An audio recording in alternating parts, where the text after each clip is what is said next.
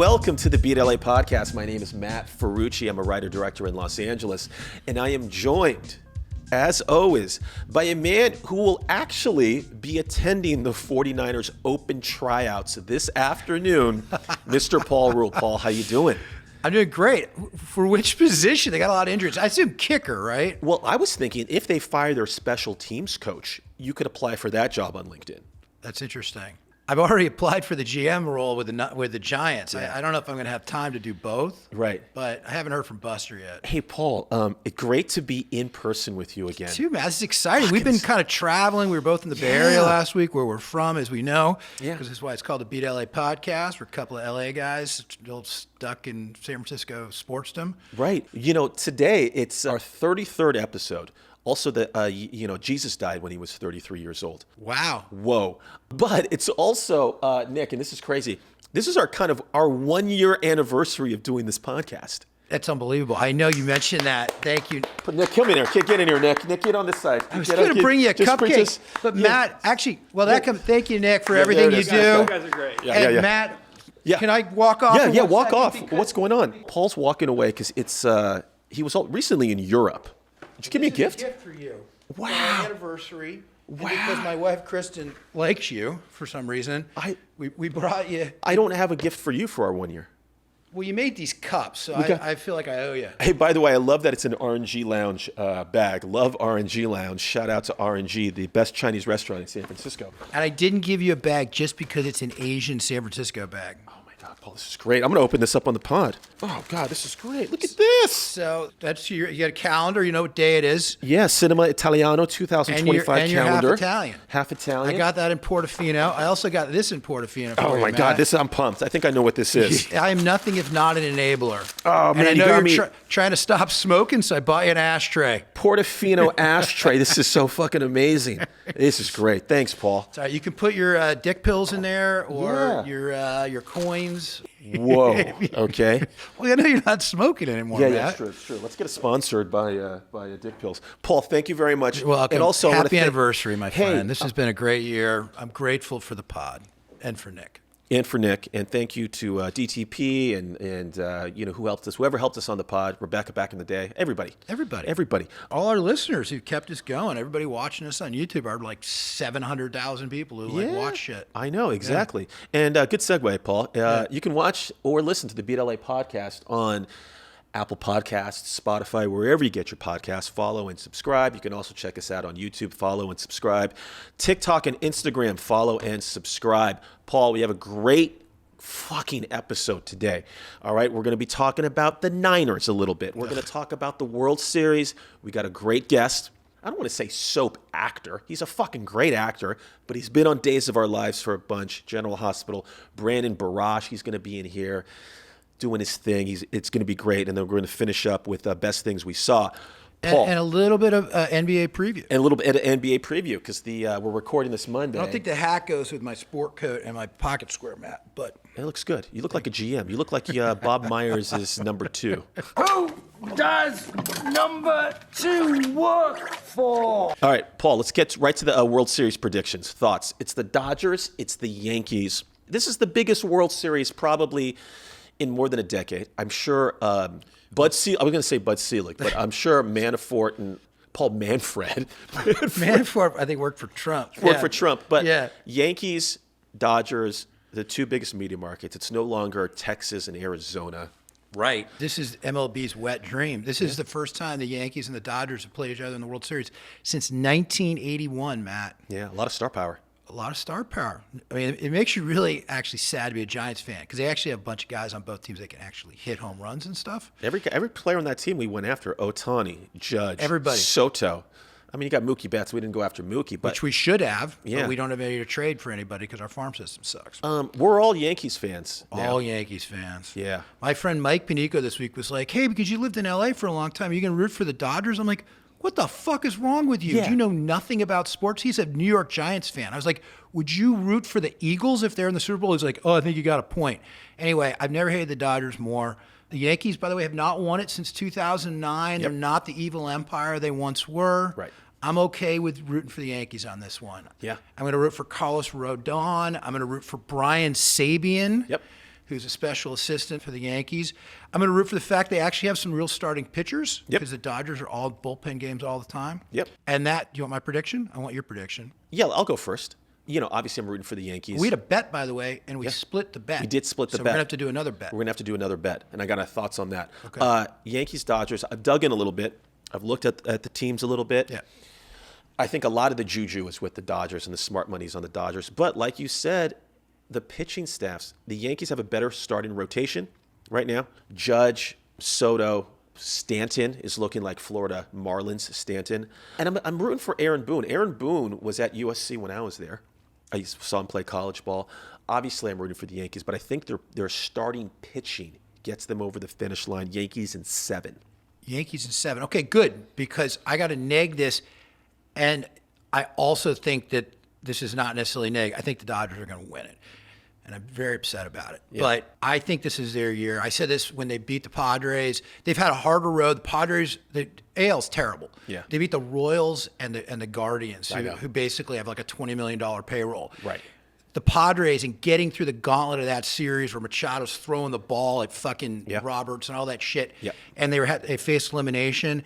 And then they beat the Mets team that was the best team in baseball since June 1st. I think the Dodgers have it this year. I just think they do. I think Ohtani, the top of that lineup, just changed everything. Right. And I'm very upset about it. I think it's going to go 6 games. I think it's going to be the Dodgers. I hear you. I'm trying to get to Game 2 with Elaine Uwe. And there's not going to be an asterisk. What the fuck are we going to do, Matt? We're going to have to move. We are.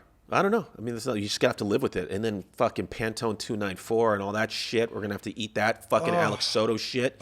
Just take it right up the keister. At least Cut to the clip from taking it up the keister, Nick. Tavares, right in the butt? What? No. At least you're going to have to take me to Musso and Frank's. That's true. I saw a thing yesterday. I was looking at tickets on SeatGeek. $88,000 to sit behind home plate. Next to Mary Hart. Oh, those are probably 100,000. Wow. All right, let's enough about the fucking Dodgers. All right, let's talk Niners, which is also depressing. Actually, this is all depressing. Luckily, we have a great guest because I'm about to slip my wrist like in do Harry Carey, whatever, like in the Airplane where the guy like hangs himself. But enough about me. I hope this hasn't been boring for you. It's just that whenever I start to talk about Elaine, I always get so carried away. I lose all track of time. Yeah, we'll get to the Red Niners right now. I was going to say with Halloween coming up, there's a great horror movie recommendation that I want to tell you about, and it's called the San Francisco 49ers, okay? MASH unit, man. I mean, there's no other way to slice it. The game on Sunday was awful, and we are not who we think we are. We're 3-4 going into Week 8. I got a bunch of thoughts, but Paul, give me the skinny first. How you feeling? Therapy hour. You know me, I'm going to go full neg. So I think the window has closed. That's what I think. And I did a little bit of research. Hold on. Can, Nick, cut to a clip from Rear Window. Wish I could be creative. Oh, sweetie, you are. You have a great talent for creating difficult situations. So it's starting to remind me of the Harbaugh years where they got close and didn't close the deal. Yeah. And then the Navarro Bowman, knee injury. And I think we're going to look back and the Ayuk injury is some version of that. Yeah. They've been paying guys too much. They cannot sustain this. They haven't been able to deliver on first-round draft picks. If you looked at the list of their first-round picks since John Lynch took over, there are only 3 guys that are on the team. Right. And then the Trey Lance thing, they lost 3 first-rounders. I saw this thing where they're like, oh, well, Brock kind of makes up for that. But what about the other 2 guys? So they don't have enough depth. They're paying guys too much money. At some point, this becomes unsustainable. And they didn't deliver when they needed to in those 2 Super Bowls.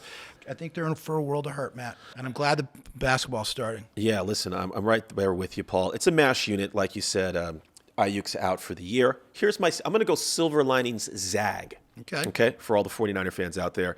We're a MASH unit, but this gives Jacob Cowing and Ricky Pearsall a shot. Now those guys are going to get to play. Okay, so we're going to, Kyle doesn't like playing rookies. Nope. Now he's got to play those guys, and they're going to get a lot of good experience. Here's the thing I want to talk to you about quickly. Shanahan is no longer running his offense, and it's hurting Brock Purdy. This is the biggest thing. I've seen a lot of stuff out there in the media, and we've talked about this. Brock Purdy is in the shotgun 80% of the time. Brock Purdy is not under center. A tenet of the Shanahan offense is the quarterback under center, and they're running a lot of play-action motion. They're not running any play action motion anymore. And Purdy is throwing more deep balls than any other quarterback in the NFL. That is not the Shanahan system. He has stopped running his offense, and it's hurting Brock Purdy, it's hurting the team, and it's fucking crazy. I agree with all that. I'm going to add 2 thoughts to that. And we know we had this big thing last week with the fucking Colin Cowherd and who's better than Purdy and all that bullshit, right? He proceeded to play his worst game of his career. He's getting the ball tipped more than I've ever remember. He's really like 5'11". So Kyle basically, I think that's why he does more of the shotgun. Yep. And then on top of that, there were 2 throws this weekend that should have been touchdowns. There was the Kittle 41-yarder and the Cowing 41-yarder. He underthrew both of them. Right. So I'm not I know everyone's trying to apologize for Purdy. I'm starting to wonder if maybe he's Halloween, maybe he's trying to finally turn into a pumpkin. He's pressing. He's definitely pressing, but and I think a lot of it has to do with Kyle. I think Kyle doesn't know what to do without McCaffrey. I think it's crazy. It's the weirdest thing. It's the fucking weirdest thing. You know, they keep calling Brock a system quarterback. Well, Kyle's not running his system. So where is the system? You think he's been like freebasing or something, right? You know, because you were in rehab. You know when people, can I say, it's like he's got the weird fucking mullet, the rat tail thing. Like that's not a look of a guy who's in control of his team, right? Like I think there's something going on with him. Yeah, no, I get it. You know, you're the king of the body language, and I think Kyle, something's going on. I'm telling you, he struggles without being able to wear his hipster hat. He can't grow a beard anymore because his beard's gotten gray. Yeah. I feel like he's struggling with his look. He's feeling kind of uncomfortable. He doesn't know who he is in the relationship. He's lost sight of himself. I don't know what we're going to do about it. The podcast needs the Niners to go on a run here. Look, if they can beat, so we got to do a prediction, and then we'll get, so they're playing the Cowboys. Yeah. I like asking you questions. You're asking me questions. Yeah. So how are you feeling about it? You think it's a must-win? You think they can win this game? Because 4-4 into the break, and then you get McCaffrey back and some other stuff. Like maybe it's not all doom and gloom like I'm saying. No. I will tell you this week, this Sunday night, it's a must-win. An absolute must-win. We have to watch it together, man. We have to. We've got a lot of mojo. So we're 3-4. Tied with the Cardinals. Actually, beneath the Cardinals in the standing because we lost the head-to-head. But if you look at the schedule going forward, Paul, okay, this is what I want to say. It's not pretty. Right now, when I look at the schedule, getting to 9-8 and the wild card is going to be hard. So what we have to do right now is just win the division. If we lose to the Cowboys, yes, we could still do it, but it's going to be very hard, and it's absolutely a must-win. I think with the Niners, when their backs are against the wall like this, they end up winning. And then when they win, we feel excited like there's some momentum building, and then they lose. Well, we're in that position now. It's a must-win. I'll say this. In all of our losses, we've been in the game. We haven't been blown out. Our biggest loss was this week by, 10 points? Right. And Brock doesn't throw 3 interceptions. All the other losses were in the last minute. The Cowboys have been fucking curb stomped, okay? Like, it's like just beat down like in that scene in American History X. We got their number like the Chiefs have our number. I think we win. We're a 4.5-point favorite. The over-under is 47.5. 49ers are going to win this game. I think it's going to be another slog. No receivers. I'm going to go 23-17. Paul, what do you say? We all should have bet on the Chiefs last week. They ended up as a 2.5-point underdog, so we didn't do that. I'm going to go neg again. I know it didn't work last week, but I'm worried about the Cowboys. The Cowboys actually are playing worse at home. They had this ridiculous streak where they're getting blown out at home, but they're going to be on the road. They're going to circle the wagons. They've had a bye week.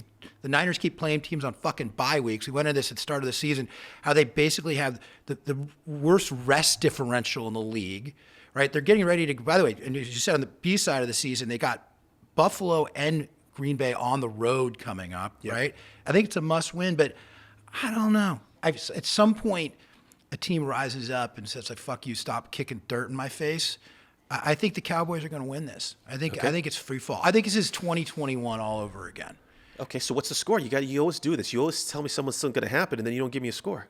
I think that they're going to lose. I think this field goal kicker thing is going to continue to be a problem. I think it's 20. What's over? What'd you say? 47.5. Okay, I'm going to go under this week. I went over last week. I'm going to say it's 24-21 Cowboys. 24-21 Cowboys. Okay. There it is, folks. Paul goes neg. I go Kool-Aid. And we are going to be right back with a slam bam interview with actor Brandon Barash. You're not going to want to miss it.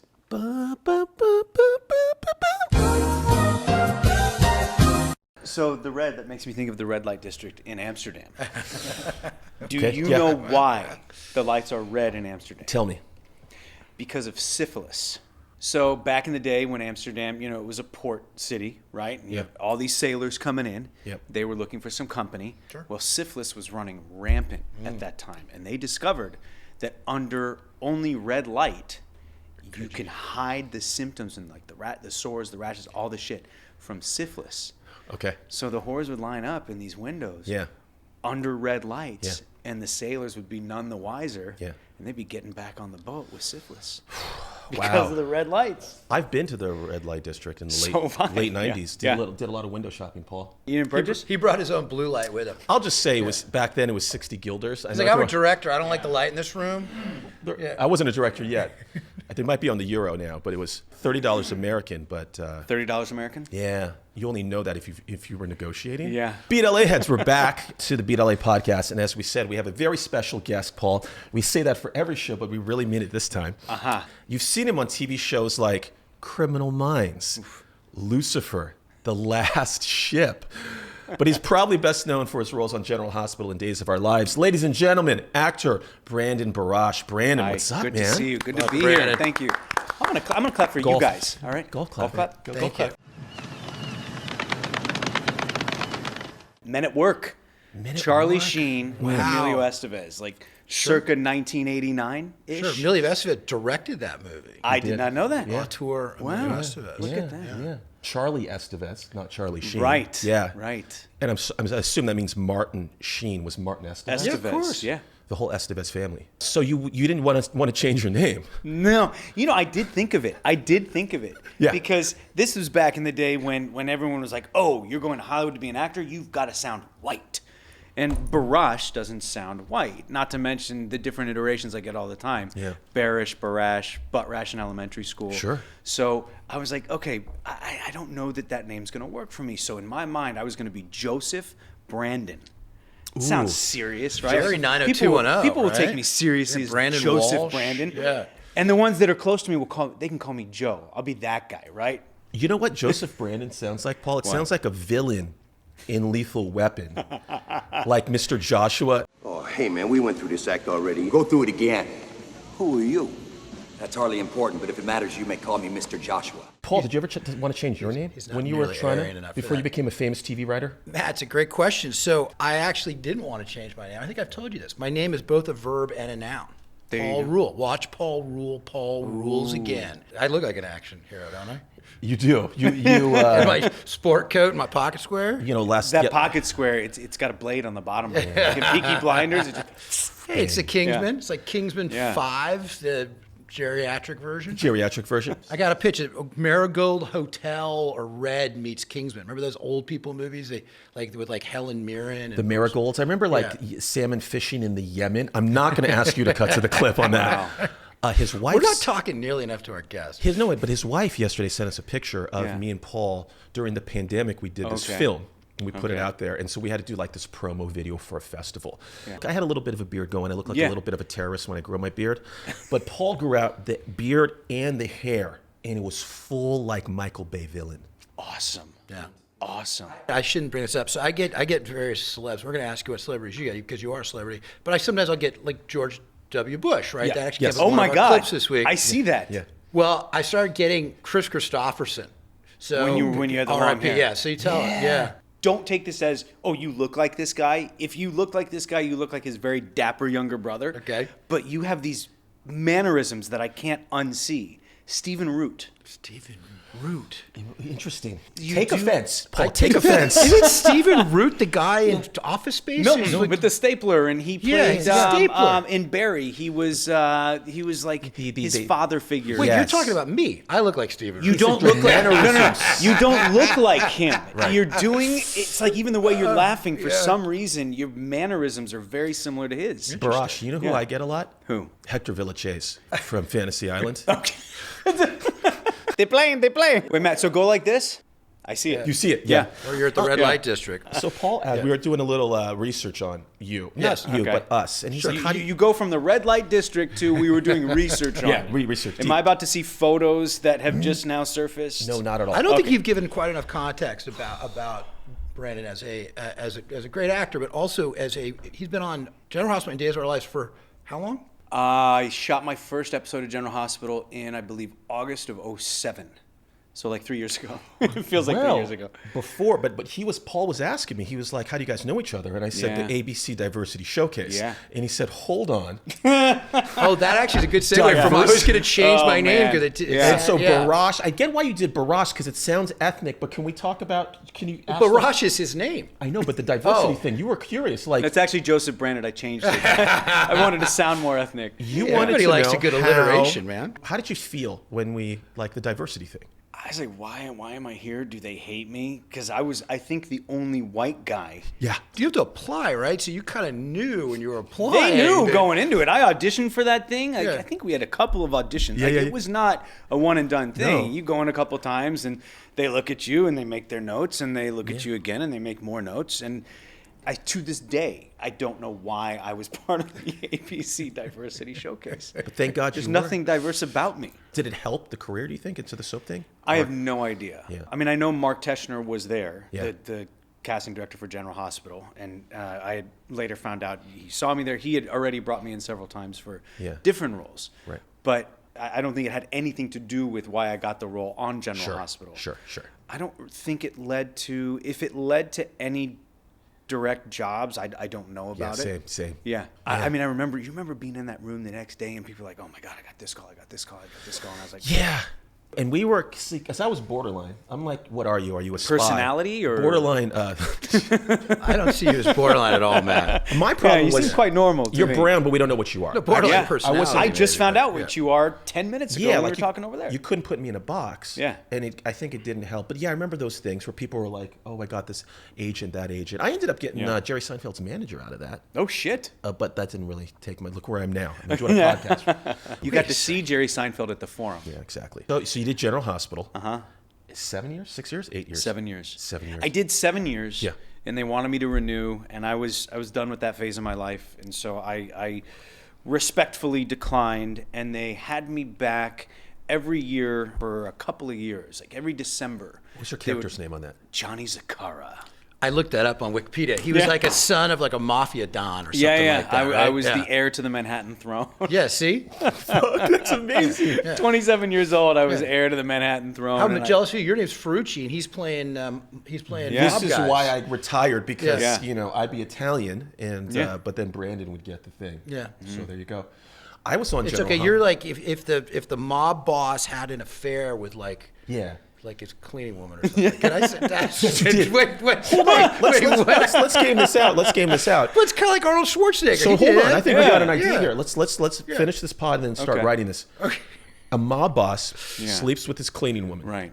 They have a sort of an illegitimate child. Yeah, you can say bastard. And Right? Lori's gonna hate me for that. He sends that kid off Yeah. to the streets. Sure. Throws up in Yeah. a thing. He comes to power. Does the father even know that that's his son? Does the cleaning lady stay on the job? We'll talk about this offline. We want to talk about Brandon. This is It sounds very Arnold Schwarzenegger too. yeah. I like You know, it. with what he did.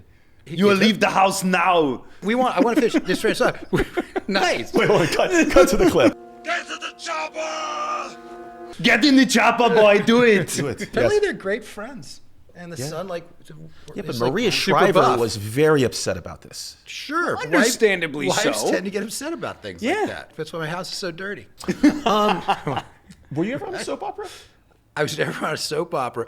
I got my SAG card being a featured extra in LA Confidential. Did I ever tell you that story? I feel like you have. Yeah. That's a good one though. I got paid like an extra $100. They cut my hair. I did 2 episodes on General Hospital. When? 03. Okay. Off of a general. Oh, wow. I got cast as the burglar because I guess I was brown enough. I was the burglar who bugged the house and put Carly in the panic room. Okay. Yeah, Every yeah. soap's got a panic room. Panic room. 2 episodes. The first episode didn't air. because it was that old guy drove through the farmer's market in Santa Monica. Oh, Russell Weller. I don't know why I remember his name. That's wild. Yeah. And they were like, breaking news. My whole episode Yeah. aired everywhere else but LA. Yeah. So, yeah. Oh, shit. So back to Johnny Zachariah. Zakara. Zakara. Yeah. By the way, at some point, you remember we're off a little bit of a sports podcast. We're supposed to ask him where he's from and if he has a. I know, but it's going so well. Okay, all right, you do it. You're in charge here. But people are like, I like soap operas, but I really like sports. I don't think they care about his fandom yet. Okay, because we're getting. We don't know enough And about there it. is an interesting tie Because we're between bickering in front of you. Don't go in front of the kids. Don't argue in front of the kids. Mom and Dad, are you fighting? Yeah. Okay. Sports. Where are you from, Brandon? I'm from St. Louis, Missouri. So are you a Rams fan? Now, okay, so I was born in St. Louis, okay, but only lived there till I was like 3.5 years old. Moved to LA, so I'm an interesting kind of amalgamation of the Midwest and LA. I can't stand most LA teams, mostly because There we go. I Hold on, can't stand the most name of the LA podcast. fans. Okay. Right? Oh, we got to no. We got there we go. Okay. There we go. But I hear a but coming. Yeah, but yeah, I am a diehard Laker fan. Okay. Good. I live discovered with that. basketball, and like I remember it being 1985. It was, Showtime was just peaking, and it was, sitting down with my dad and my brother watching a basketball game or going to the Forum if we were lucky enough. That was the ultimate experience for me. Yeah. Every time I went to Dodger Stadium, I was either picked on or witness to a terrible fight, and I fucking hate Dodger Stadium. There are a few things in this life I like more than going to a live baseball game. I will not go to Dodger Stadium. There we go. I was in Come Dodger with us to San Stadium. Francisco. We're going to work. Yeah. I mean, that whole thing that happened with Brian Stowe was his Look at name. you. You're God, good look with at you. names. Look at Jesus. you probably auditioned for all of the true crime. Oh, the like things medical of these jargon. guys. And yeah. But Dodgers in the World Well, Series. It's great. It I depends won't on go. where you sit. Paul and I No, it always said doesn't. this. No, it doesn't. Well, it's true, but if you sit behind home plate, you're kind of on the west side. If you're in the bleachers, you're on the east side. It's gotten a little better since Frank McCourt left and they actually started paying security guards, but it's still bad. There was a Twitter thing I saw a couple weeks ago in front of the playoffs where it was just a massive brawl. Right, those stairs where you're first walking up. Yeah. And it was like, people just standing around. Yeah. Security guards just Yeah. like going, hey, let's let this play out. Yeah. So So are you rooting for the Yankees or the Dodgers on this? You're Yankees. Just on principle, yeah. Yeah, principle. Yankees. Yeah, we're all Yankees fans. So you're a big basketball fan, and this is something I'm glad because I wanted to bring this up here. And Paul, we can just get into the sports now. So the Lakers, tonight's the opening night NBA. Yeah. They're playing the Timberwolves. Bronny James Jr. has made the team. he made the team. And he's going to play tonight. They say he's going to play tonight with his dad. Yeah. This is where I land on it and want your opinion. I was arguing with Elaine Uwe, also friend of the pod, Reggie Watkins, has been posting a lot of stuff about how he's a big fan of Bronny and the Lakers. I think this is an unbelievable joke. They're not serious about winning. No. It's become a circus. Bronny doesn't even deserve to be in the NBA. He should go to the G League. 100%. Fine. But for them Magic to play Johnson this... nailed it when he said that. Yeah, but for them to play together today for what? For clicks? For media shows? To me, they're 100%, not dude. serious about winning. And it's not Ken Griffey Jr. and Ken Griffey Sr. Right. But I'm sure LeBron is orchestrating all of this. But it's- right. He took less money. 100%. So they draft him, and he wants his. But then it's there's 82 games, man. It's a very long season. But it's a reality television show instead of a franchise. 100%. How do you feel about the Lakers and this Bronny thing? I have mixed feelings. First of all, since Jerry Buss died, the Lakers organization has just been shit. I mean, let's call a spade a spade. And I'm a diehard fucking Lakers fan. Yeah. But it's very frustrating watching the Lakers. And it just hasn't been the same. Is that because there are fewer escorts in the Forum Club? It might be. I love how your mind Because there's got to be a lot fewer Yeah. escorts in the Forum Club now. It's more like TikTok girls and like IG models. Yeah, there you go. Having said all that, I can't imagine a cooler experience than playing a professional sport with your father. Or if my father was still alive and he was this badass actor, being in a movie with my dad. Yeah. Can't imagine how cool that would be. Having said that, it's a shit show. Do we care about winning? Right. Yeah. It says a lot about the organization. It says a lot that I think LeBron is, right?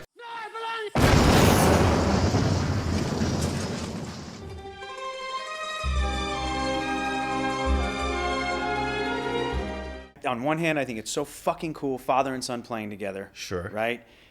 LeBron's been in the league, 20, 21 years. since he was a fucking kid, 18 years old. Now he's playing with his kid.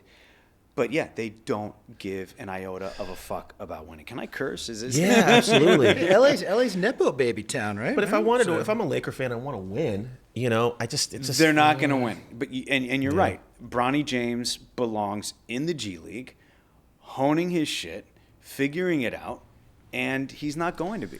I mean, I was a Bronny fan. He went to USC. I'm a Trojan. You're a Trojan. Yeah. I was rooting for him. I just think it's a bit of a shit show, Paul. He hasn't earned it. Also a Chiefs fan. You asked me if I'm a Rams fan. I'm a Chiefs fan. Ooh, bad timing. And this is not, I know. Sorry, guys. No, it's okay. It's still wrong. So, no, we're okay. Should I go? Is that? No, you can stay. You can stay. Why are you laughing, Nick? You can't laugh. Why are you taking a gun out? Yeah, that's okay. All right. How come the Chiefs are still allowed to be called the Chiefs? They got rid of all Right, these they got rid of the other Redskins. Native Right, they got American rid names. of the Indians. Yeah. Guardians. But I was having this conversation with Elaine the other day. Yeah. He said, who the fuck are the Guardians? I'm like, it's the Indians. He's like, why did they take the name away? Elaine's Filipino. He's DEI. Yeah. And we're like, if you take the name away, you actually give the name more power. He's like, they should have stayed the Indians. They should have. I'm pro They Redskins. should have just been like the I'm with you. the Sikh kind of Indians, maybe. Who says it, that they got to be like, you know? Yeah. They could have done that. And then Chiefs, by the way, they could probably keep Chief, but just get rid of like the arrowhead, like George W. Bush. Apparently, he called everybody in his cabinet Chief. Okay. Yeah. So you Hey, just, hey, you know, Chief. hey Chief. I wanna So, have a hey talk. Chief. Talk Yeah. So some you want the strategery, Chiefs you know? to take away the name or no keep? I'm saying you could keep it, but get rid of the arrowhead on the side of the helmet and get rid of the name of the stadium, and then suddenly it's not Native Well, it's American. not technically Arrowhead. Well, I guess it is. It's GEHA Arrowhead now, right? I don't even know what that is. I don't either. It's either a financial institution or an internet provider. That's just a wild fucking guess Yeah, because sure. 90% Or of drug. or drug. Yeah, for diabetes. There you go. So Yeah, you've had a good run. I mean, it's good to be a Chiefs fan. I don't mean It a lot of is, Chiefs but fans. I mean, it's been a tough life. You know, Elvis Gerbach, right? Those days. Yeah, he was a Niner, man. Okay. I remember Elvis Gerbach. Yeah, so was Montana, and we thought that when Yes, he Montana was. came, and I'm not blaming it on Montana. Montana went from 6 to 9 there. Do you know that? Yeah. Elvis Gerbach. Yeah, you're right. You just 6 said to that. 9. And Yeah. so- 16 to 19. I love it. I love where your mind's at. I don't know what's going on. It was because we talked about the red light district. Yes, yeah. Okay, we'll get to that. Yeah, before in Yeah. a pre-interview, Matt likes to Yeah. loosen up our guests Are by you- talking about brothels and stuff. Yeah. Are you hanging out? So how's the Paul Rudd crew? Have you gotten into the Paul Rudd crew? Paul Rudd crew. No, I haven't. Let's I get to haven't. God I damn know. it. Yeah. He's a Cardinal fan, right? No, he's a Royals fan. I am a Cardinals fan, Oh, that's right. but My it's bad. funny because I'm a secondary Royals fan. I will always cheer for the Cardinals, even if they're playing the Royals. But when the Royals are in the series, if they're not playing the Cardinals, I will cheer. Did I say vote? I will cheer for the Royals. You will vote for the 2 weeks, Royals. 2 weeks from the election. You always tell when you're talking to a person who's not a sports fan, Yeah. and they say, oh, "I'm voting for the Royals tonight." Yeah, exactly. Yeah, what? Yeah, I'm campaigning for this guy to be traded to us. Like my grandmother says, "Bless your heart." Yeah. So, Paul, explain to people how soap operas are actually made. You said something before we started this thing because you were on General Hospital. Now How much you're, time you got? now you're at Days of Our Lives, and you've been Yeah. on some version of since 2007. You said obviously Yeah. done a lot of other stuff. Very talented actor, but it's great. I mean, Yeah. God knows everyone would kill for that kind of career, and particularly Matt. Matt would absolutely killed for that. I Career. would have killed. But it's a different. You've rehabbed now. It's a different grind for an actor. So tell us a little bit about, like, what's a day like on a soap opera? It is a boot camp. It is a grad school that you get paid for. And I mean that in the highest regard because I will always maintain soap actors are the most underappreciated and hardest working, can be the hardest working in the business. When I would show up to work, I would have between, on average, 20 and 40 pages of dialogue. Jesus. Per day. Yeah. Oh, Granted, God. it's triple spaced, but that's still the equivalent of a sitcom's worth of material. Right. That's just for me. There were days where I had close to 100 pages. And because you're part of because you're shooting like 3 episodes in one day and you're part of a bunch of group scenes and you've got this episode where it's just you and 1 or 2 other people and then you got to shoot this. And those days you can only prep in the days leading up and not be fully off book when you show up because it's next to impossible. If someone can do that, I want to meet teleprompters? that You got person. it on the bottom of No your coffee cup teleprompters. when You you're- take it. It is the best exercise in being present. Wow. Right? And you just have to take it line by line, scene by scene, and that's it. That's all you can do. And it is a muscle. So I remember my first day at General Hospital.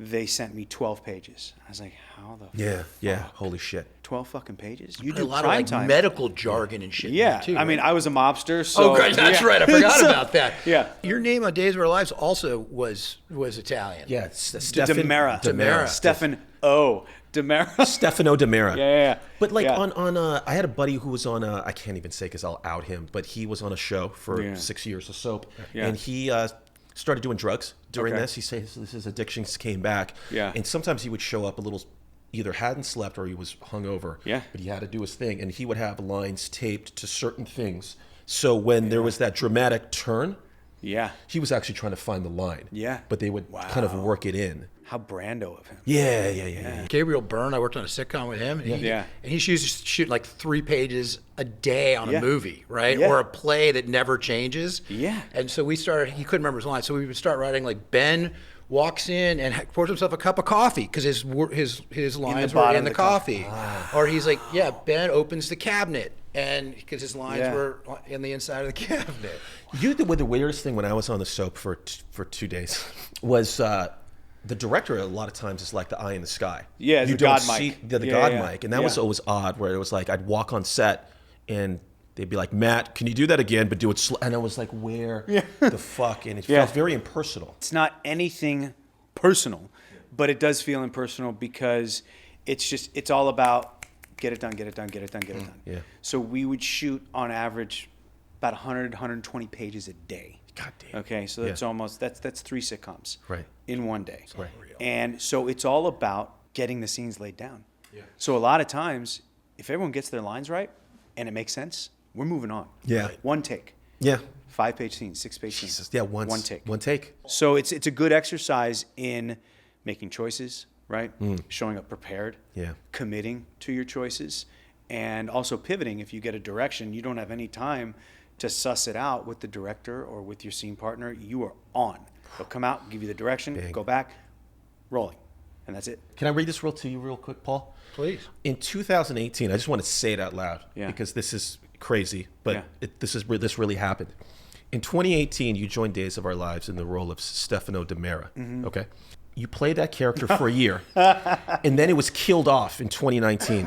Then in 2020, you returned in the role of Jake Lambert, which was later revealed as Jake Demera, Stefano's previously unknown twin brother. Yes. But then Jake was killed in 2022, but then Stefano Demera was brought back from the dead. You did your research. Did this really happen? This really happened. It's such a soap story. It's amazing. Really, it's like happened. I got to the kids from Soap Dish. So what do you when do? when you get this, you're so like, wait, huh? all right. So I booked Days of Our Lives, and I can talk about this because it's a very public thing. Yeah. And, may he rest in peace. But Tyler Christopher. Okay. Who was a brilliant actor, great human, had some demons, and was battling, like your friend, some very serious addiction issues.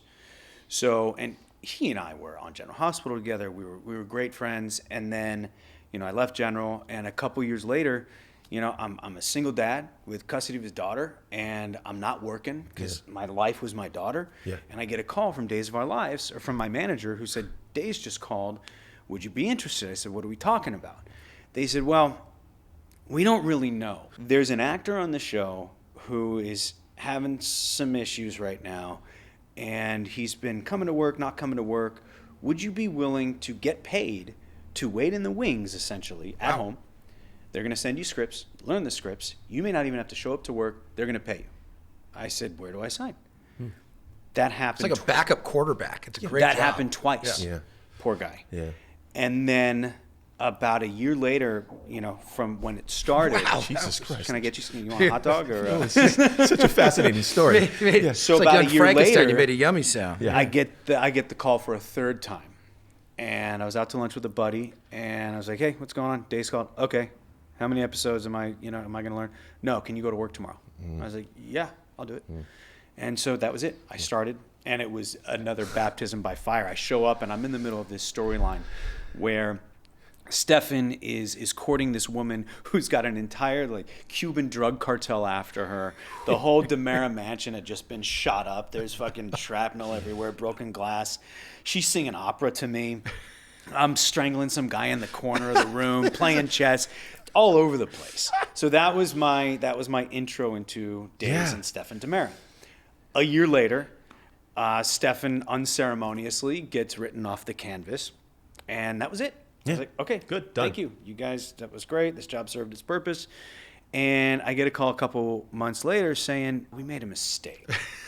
we want you back. And I was like, okay. Yeah. Would you entertain a meeting? I said, yeah, I'll have a meeting. I don't like how things were left, but I'll have a meeting.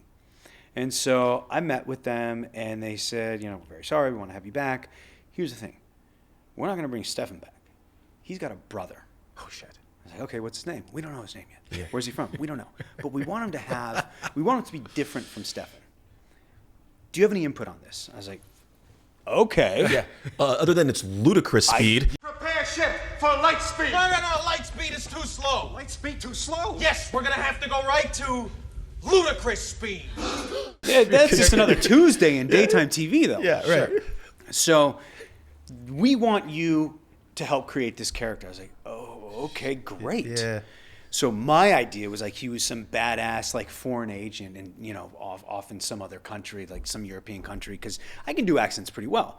And so I thought, I want him to be this European spy who they never knew he existed, and that's a perfect right. We never knew he existed because he lived on another fucking continent. Yeah.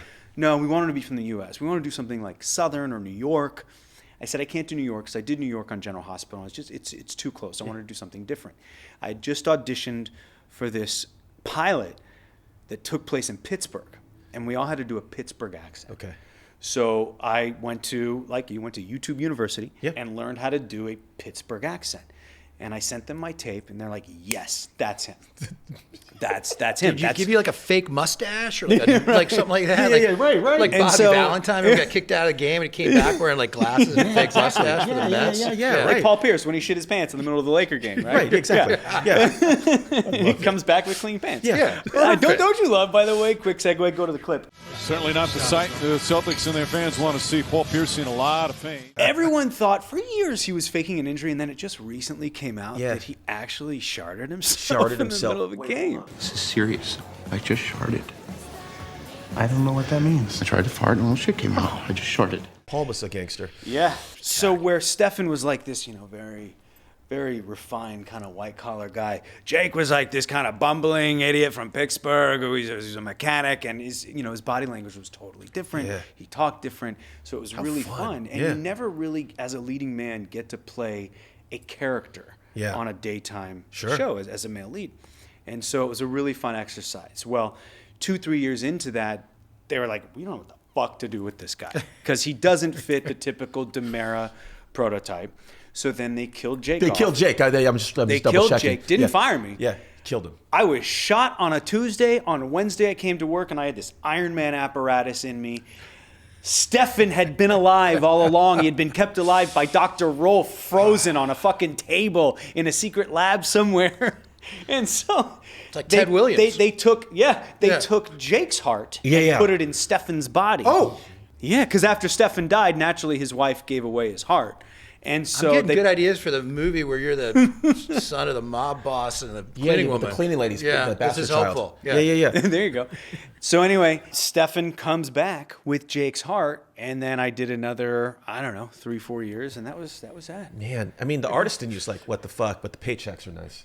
I guess. Yeah. So I love that fucking story. It's crazy. There's too much to talk about. We do need to let you get out of here. How we land the plane here? Well, I think we might just go long because it's so good. This might be our best interview of all time. Real quick, let's plug the day players here. Okay, what's this? Thank you. This band. You got a band. Yeah. I got a band of 3 more of my fellow members from Days of Our Lives. We call ourselves aptly named the Day Players. Yeah, right? Yep. A couple different entendres there. Yeah.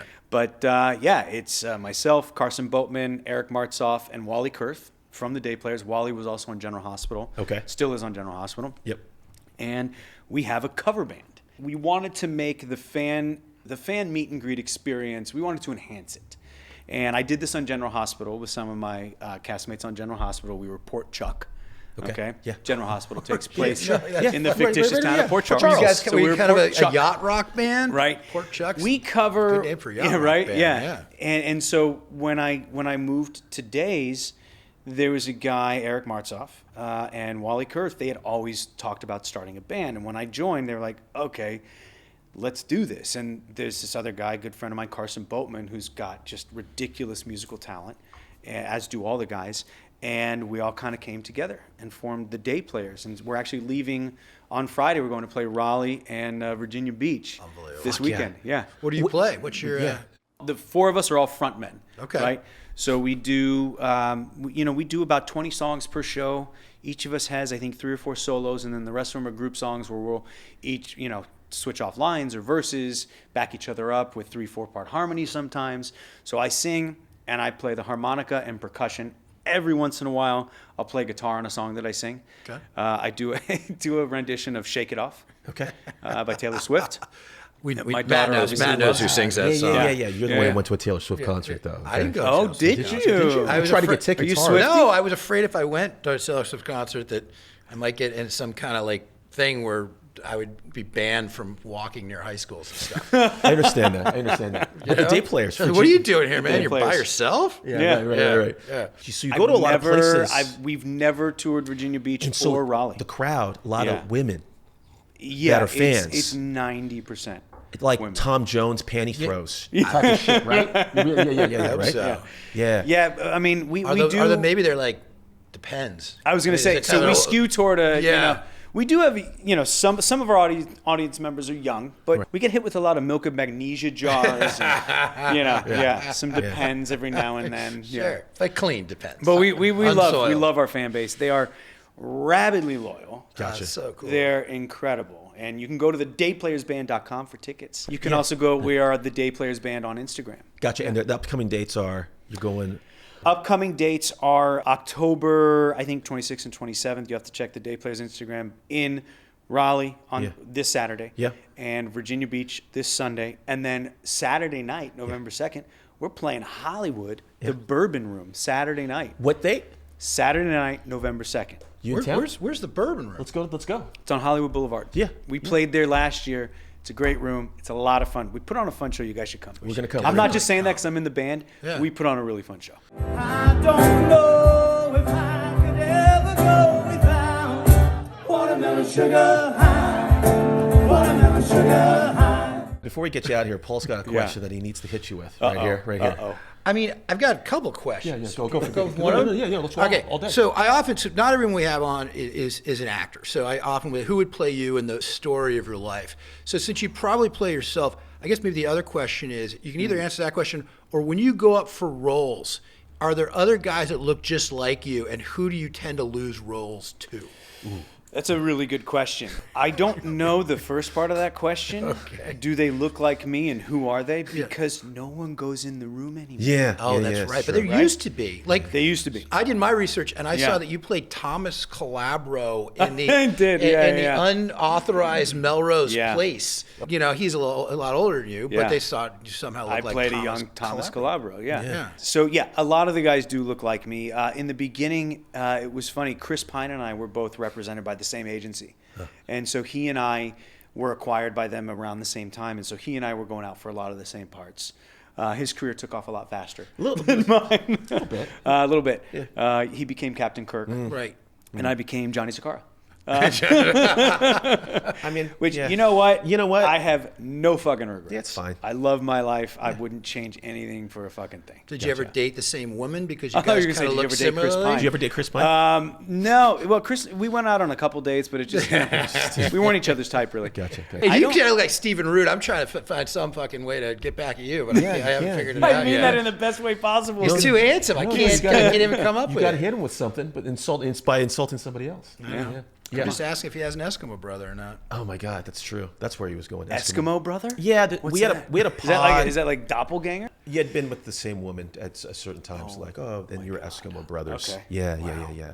And Paul's really run with this. Okay. He's done a lot of research. He's writing a script right now called Eskimo Brothers. The Eskimo Bros. Eskimo Bros. It's actually the sequel to Step Brothers. There you go. Yeah. Can we do a quick, really fast segment with you brought to you by Pet Pro Supply Co? Yes. Okay.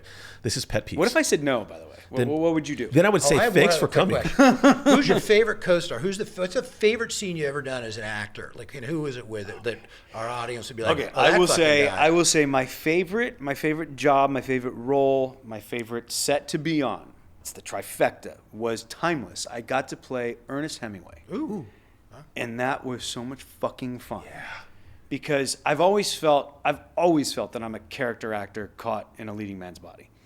So to play roles like that and to play young Hemingway when he was just the freewheeling drunk Hemingway was so much fun. And the Timeless crew was incredible. Yeah. You know, it's funny you say that because I've always thought of myself as a leading man in a character actor's body. Which, fucking Christ. Brandon, thanks for coming on the Beat LA podcast. Thanks for having me. Thanks, guys. It's been great. All right, we're back. Brandon Barash, what a great guest. I know we always say this, but was that our best guest ever? You can't say that, Matt, because everyone's our best guest. It's like a child. You have to love them all equally. But he was a great guest. I mean, as a guy who's little amped up, and a lot of times people are like, are you on something? He reminded me of me in that sense. Like he was sparking. You were chewing some what'd you say, caffeine gum or something? I was chewing like that? some caffeine gum with Thaline. Maybe we can get them to sponsor us. What's it called? Neurogum? What's it called? Neuro. We're not sponsored by them, but I'm a big proponent of that. Look, Pet Peeves, Petco Supply Co, they need some competition. We got to go out and start I got to bring it up, Paul, because it's the elefante in the room, okay? How did you feel about Brandon comparing you to Stephen Root? So I'm going to go, when I leave here, I'm going to go back and look. Stephen Root, I'm sure at one point in his life was a younger man. Yeah.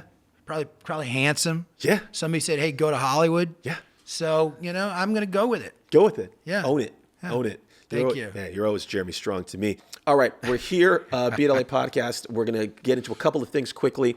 The NBA season starts tonight. We're recording this on Tuesday. Matt told me my hair looked a little fucked up, so I'm putting a hat back on for this. Okay, for the NBA preview. Yeah, Warriors hat. Warriors hat. The Warriors.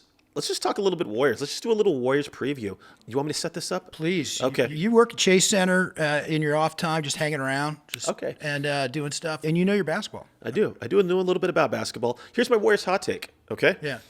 I think we're going to do really well this year, all right? Okay. This preseason, the Warriors, Paul, have... Better than last year. You think they'd be better than last year? Absolutely, Okay. and I'll tell you why. The Warriors have shot more three-pointers in this preseason in the history of preseasons. They're jacking up more than one three-pointer every minute.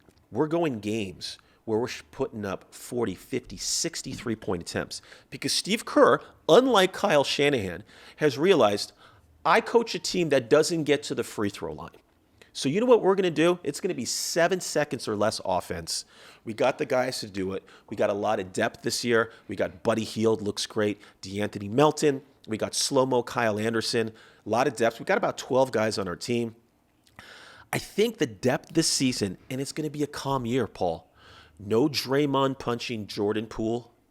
No Draymond suspension. He's been through a lot of therapy. He's chill. No more disgruntled Clay. This is going to be a normal, calm season with a team that knows who they are, has a lot of depth. The Pacific Division is in shambles. The Clippers lost Paul George. Kawhi Leonard's hurt. The Lakers stink because they're running a circus over there. It's the Phoenix Suns. People are predicting them to win the Pacific. It's Beal, Durant, and Booker, and 11 guys from Best Buy. I think the Warriors not only get the 6th seed, but we win the Pacific Division this year. All right? Wow. That is my hot take. Watch out for Golden State. We're going to do well. If you were actually holding your mic, you could have dropped it right I could have dropped the mic there. Yeah. That was amazing. Yeah. I'm almost not going to go neg. I'm not going to go neg. I think they're going to be a more fun team, a funner team. I think it's more fun than they were last year. Right. I don't ever believe that Draymond's not going to turn into Draymond. I think this Buddy Hield, the thing's fun because his whole life he's wanted to be Klay Thompson, and now he actually gets to be Klay Thompson on Klay Thompson's team. I think we're going to see that Kerr, there's been a lot of concern that Kerr doesn't really know how to coach, and I agree that the three-point stuff in the preseason is intriguing, but they almost have too much depth and not enough star power. I don't know how he's going to what the rotation's going to look like. I think he's going to be forced to coach and win games coaching, and I'm not sure he's ever been very good at that. For sure. And I think you're sleeping on it. I mean, how good is Oklahoma City going to be? They're good teams in the West. Well, I was going to say that. Minnesota made the trade. They now have Julius Randle. They've got our friend DiVincenzo, former Warrior. Yeah, 100%. They're teams that are young. They're teams with cap space. They can make moves. Look, I think the Warriors are going to be better than they were last year, but do they get out of the play-in? I don't know. You know what, Paul? You're right. I wish we were in the East because the West is an absolute juggernaut. Oklahoma City, Dallas, Minnesota, the Kings, Pelicans, Phoenix Suns. Like, it just goes on and on. It's such a hard division. On paper, the Warriors, I know I'm very optimistic, but on paper, we are in the play-in and our over-under is 43.5 wins. 43.5 wins. Wow, so where do you want to go with that? By the way, Steph's in his 16th season and just came off the his crowning achievement at the Olympics. How motivated is he going to be? Is he going to make this through the season? At full Steph level at his age and the wear and tear. I think they're going to win 48 games. 48 games, which is a lot. Holy shit! I did 48 last year and I was wrong, so I'm going with it again. If they win 48 games there, we might get the 6th seed, Paul. Maybe. All I think they could get the 6th seed. I think they could get the 6th seed. All right. But they're not winning anything. I think that was our most efficient NBA talk we've ever done. Yeah, I put the hat on. Cut to a clip from Semi-Pro. No, 1.5 steps. Come on, Jackie, you walk. Suck my cock, I'll murder your family. You're gone, Jackie Moon. All right, that's my segue into best things we saw. All right. Oh, we got pet peeves, though. Can I do a quick pet peeve? Yeah. Pet peeves brought to you by Pet Pro Supply Co. If you need anything for your cats, dogs, squirrels, possums, or alligators in the bathtub, go to Pet Pro Supply Co. Go. My pet peeve, Matt, I've been out of town for like a month traveling, having a great time, being very lucky that I could do that kind of stuff. I go back to my office yesterday on Sunset Boulevard across from Pink Taco. While I was gone, they fucking closed Pink Taco. It's gone. What? It's gone, Best Matt. crispy tacos out there. It's fucking gone. The Bell, with the old Taco Bell thing they got, the free chips and salsa, it's all gone. It's where we watched the Warriors win their first NBA championship. We're going to put up that photo with Aaron White and Corey wearing this same fucking hat. Yeah.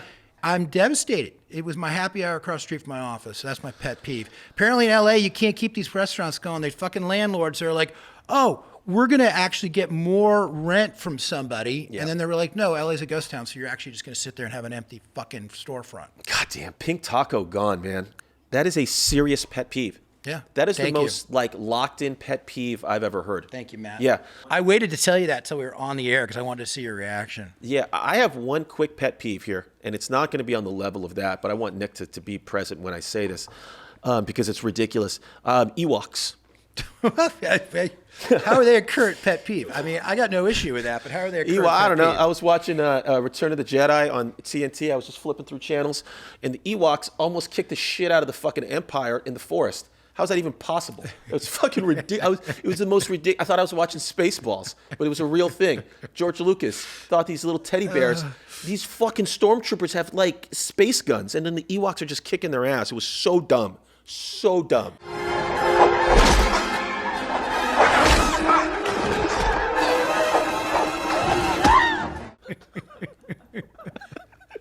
I don't even know what to say. I can't argue with you. This is the first time I've not been able to argue with you, Matt. I've actually never seen you upset about anything. Okay. Look how red you are. Sorry, I'm getting hot. Nick, where's the blood pressure machine? I want to make sure that Matt doesn't. I was laughing. Doesn't code here. I was laughing and I'm chewing caffeine gum. Yeah. All right, best things we saw. We're looking for a couple of recommendations. Right. I got a couple. Good. Quick. Here we go. There's a movie out called Didi. D-I-D-I.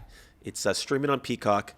It's a coming-of-age movie. It won the Audience Award at Sundance this year. Oh. It takes place in 2008. It's about a 13-year-old Taiwanese-American boy who learns what his family can't teach him. How to skate, how to flirt, and how to love his mom. Skate like skateboard? Like skateboard. Okay. It was great, Paul. It fucking slayed me. It reminded me of being an insecure 13-year-old. Oh, that's great. I love those kind of movies. It reminded me of being an insecure 40-ish-year-old. And it reminded me, his mom, like, we don't fucking appreciate our mothers. But it was really well done. If you're looking for something to stream tonight, Didi on Peacock, I can't recommend it more. And finally, The Franchise on HBO. Yeah, what is that thing? I live up the hill, as you know, from the Sunset Strip, and I drive down Kings Road, and there's always an HBO billboard. Right. And there's one for The Franchise, and I'm like, what the hell is that? Okay, it's a show brought to you by, written by Scottish satirist Armando Iannucci. Ooh, who did Veep? Who did Veep? I'll tell you, it follows a crew of an unloved franchise movie fighting for their place in a savage and unruly cinematic universe. Okay? It shines a light on the chaos around making a superhero movie. And in that, they kind of skewer these Marvel movies. It's a satire. It's very inside baseball. But if you want to know what it's like being on a set, it follows this AD who's got 1,000 plates spinning. It's a fucking riot. It's right up your alley. Great. A little PTSD.